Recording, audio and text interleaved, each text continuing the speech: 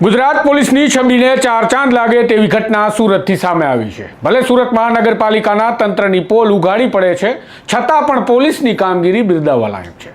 સુરત શહેરમાં સોમવારના રોજ અત્યંત ભારે વરસાદ વરસ્યો હતો તેવું નથી, પણ મહાનગરપાલિકાના તંત્રની નિષ્ફળતાના કારણે આવી સ્થિતિ પેદા થઈ કે જાણે વરસાદ અનરાધાર વરસ્યો હોય। આ સ્થિતિમાં પણ સુરત પોલીસના જવાનોએ ખડે પગે જે કામગીરી કરી છે તેના માટે સુરત પોલીસ ખરેખર સલામીની હકદાર બને છે।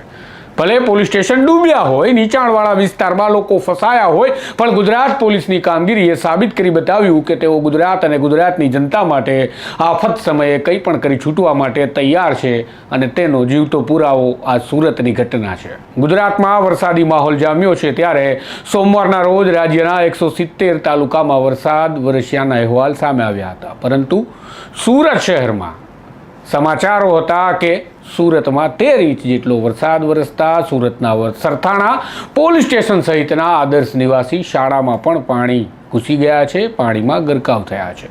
આ દ્રશ્યો સામે આવ્યા હતા, પરંતુ આ સ્થિતિ પેદા થવામાં પોલીસનો જરા પણ દોષ નથી।